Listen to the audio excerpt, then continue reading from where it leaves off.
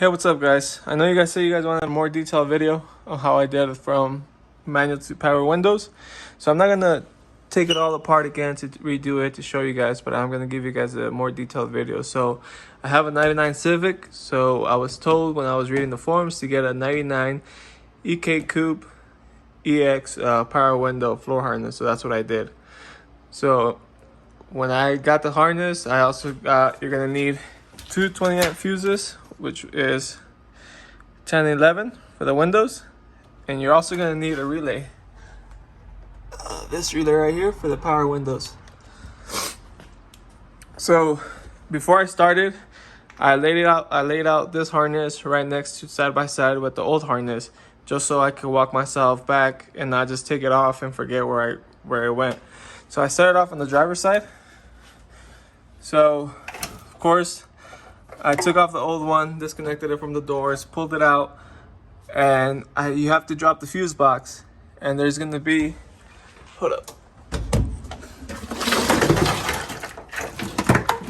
This is the old one. This is the door one. You're gonna have this connector, which hooks up right there. You're gonna have this blue one. This blue one that's gonna hook up to the dash harness. This green one, and you're gonna have another green one that's gonna hook up behind the fuse box around this area right here to the back. You're gonna have this orange one that you don't connect to nothing, it just hangs out there.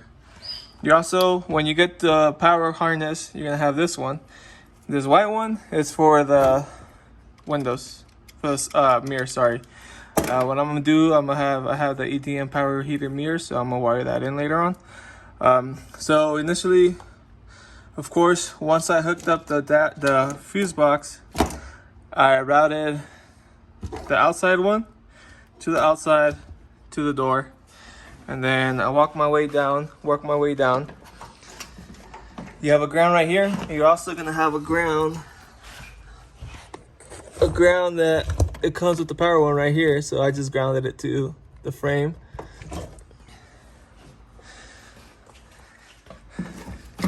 So I work my way.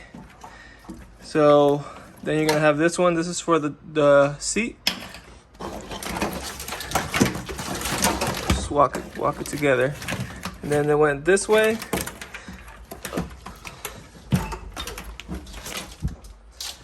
Sorry. To make it easier for you guys. So I put it across the vehicle, of course. The EX ones have this little tie down. You're gonna have for the e-brake, then you work your way out, and then it's just gonna go from the e-brake down to the door, to the passenger side. So it was pretty challenging on this side just because the space that you have down there to pass it around to the outside to the door. So remove the ECU, just let it loose. You don't have to completely remove it. From what I did is, while this was out, I tied something to it, like a string, 10-foot string. And as I pulled it out, the string came with it, so it was a guide. So what I did to the new harness, I tied the string to the end, and then I gently pulled. I fed it so it could go through the same way as OEM, and it was just easier to guide it through. And then of course you connect it. I still have to tie it down with the zip ties that come with the car. I already ordered them, I'm just waiting for them to come in.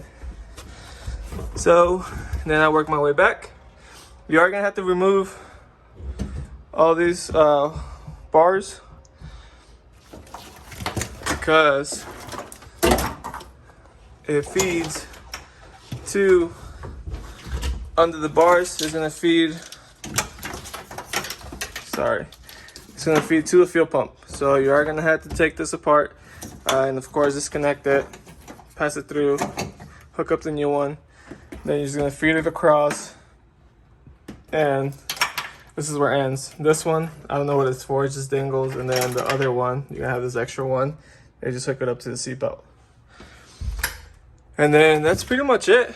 Then you're gonna feed it across, and it's gonna hook up to your rear tail lights, to the rear, and that's it. Of course, you're gonna need the switches, new door panels.